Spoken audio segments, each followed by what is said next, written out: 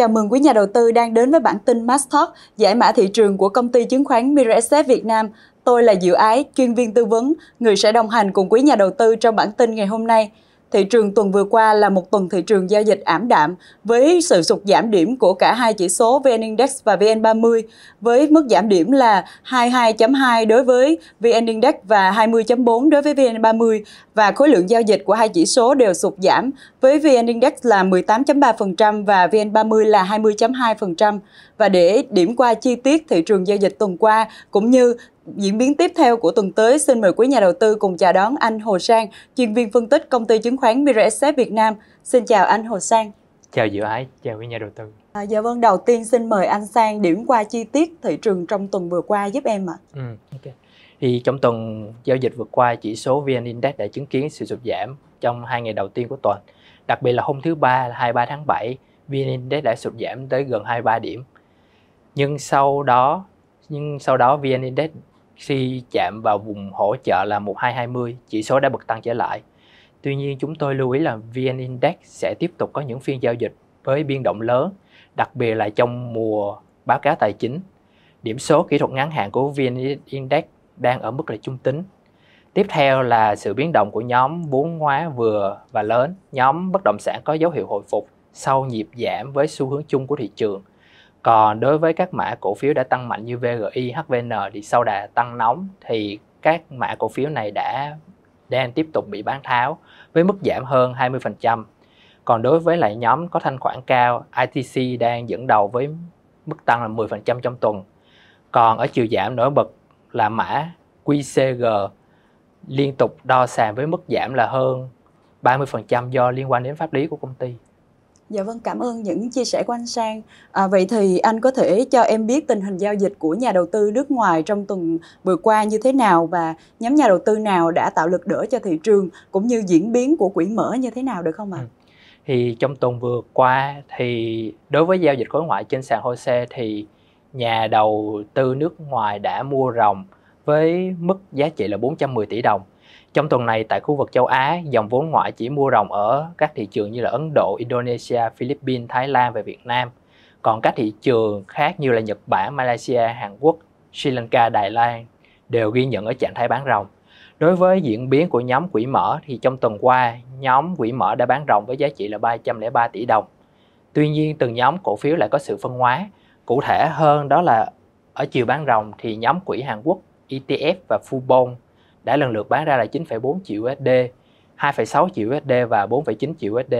Còn ở chiều mua ròng thì chúng ta gồm có DC, VFM, VN Diamond mua với giá trị là 3,1 triệu USD và VFM, VN30 là 0,4 triệu USD.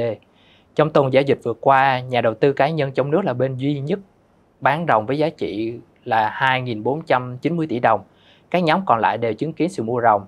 Cụ thể hơn là nhóm tổ chức trong nước mua vào nhiều nhất với giá trị là gần 2.000 tỷ đồng. Còn khối tự doanh là gần 1.600 tỷ đồng. Nhóm tổ chức và cá nhân nước ngoài lần lượt mua vào là 377 tỷ đồng và 44 tỷ đồng.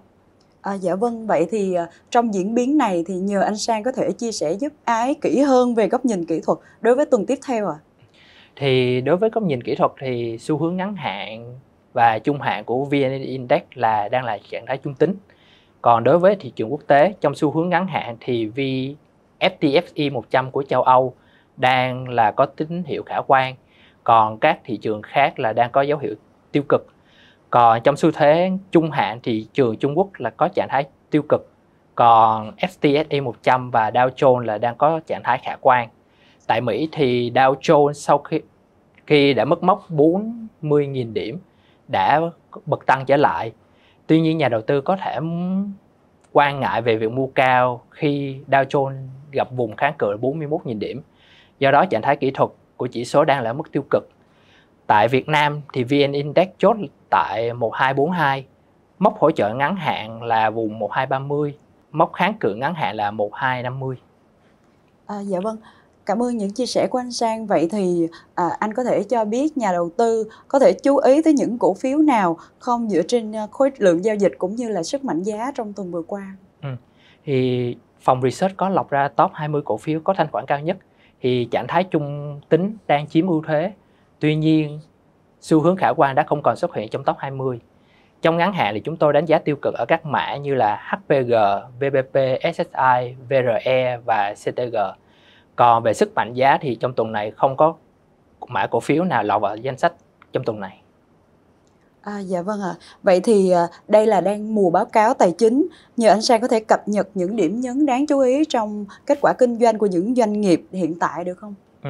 Thì tính đến ngày 25 tháng 7, kết quả kinh doanh quý 2 của 565 doanh nghiệp đã được công bố.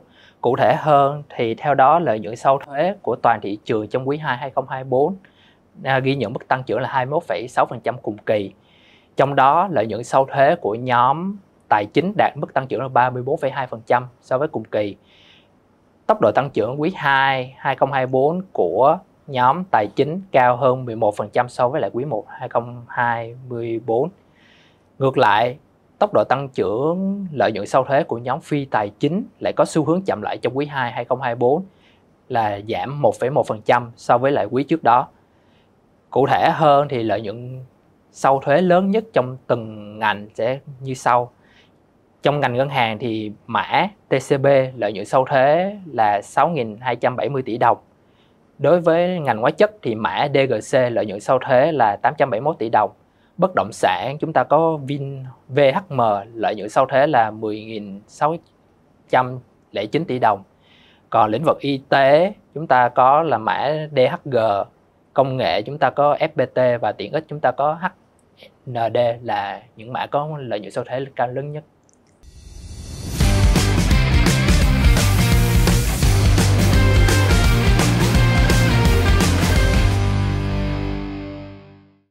Dạ vâng, cảm ơn những chia sẻ của anh Sang. Vậy thì bên cạnh những thông tin trong nước thì trong tuần vừa qua cũng đã có những số liệu mới nhất của kinh tế Mỹ. Vậy thì em nhờ anh Sang điểm qua những điểm nhấn nổi bật của kinh tế Mỹ giúp em nhé.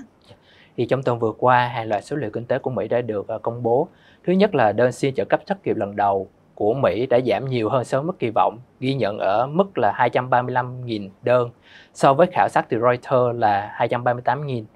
Trong quý 2 2024, tốc độ tăng trưởng GDP thực hàng năm của Mỹ là 2,8%. Sự gia tăng GDP này thực đến từ sự gia tăng trong chi tiêu tiêu dùng cũng như là chi tiêu của chính phủ. Trong khi đó, thước đo lạm phát yêu thích của Fed là chỉ số giá tiêu dùng cá nhân PCE trong tháng 6 đã tăng 0,1% so với tháng trước và tăng 2,5% so với cùng kỳ. Con số này thấp hơn mức 2,6% của tháng 5 2024. Nhìn chung đây là dấu hiệu cho thấy áp lực lạm phát đã dần hạ nhiệt. Dựa trên các dữ liệu kinh tế mới nhất của Mỹ thì kinh tế Mỹ vẫn đang tăng trưởng một cách rất là ổn định nhờ vào sự phục hồi của thị trường lao động. Bất chấp việc Fed đã tăng lãi suất mạnh trong năm 2022 và 2023, lạm phát đã có xu hướng giảm trở lại. Điều đó sẽ giúp cho thị trường có thêm niềm tin rằng Fed sẽ sớm hạ lãi suất trong các đợt các kỳ họp sắp tới, đặc biệt là trong tháng 9. Hiện giờ chúng ta đang trong mùa báo cáo tài chính, cộng thêm với các diễn biến của nền kinh tế vĩ mô. Do đó chúng tôi kỳ vọng là thị trường sẽ tiếp tục có những phiên giao dịch rung lắc trong những phiên giao dịch tiếp theo. Do đó các nhà đầu tư có thể cân nhắc cẩn thận để có thể cơ cấu danh mục sao cho phù hợp với tình hình hiện tại. Dạ vâng, em cảm ơn những chia sẻ rất bổ ích của anh Sang. Và đến đây, thời lượng của bản tin Mastalk đã hết. Cảm ơn quý nhà đầu tư đã quan tâm, theo dõi. Đừng quên bấm đăng ký và nút chuông thông báo để không bỏ lỡ số phát sóng nào của chúng tôi. Và bây giờ, Diệu Ái và Hồ Sang xin chào và hẹn gặp lại.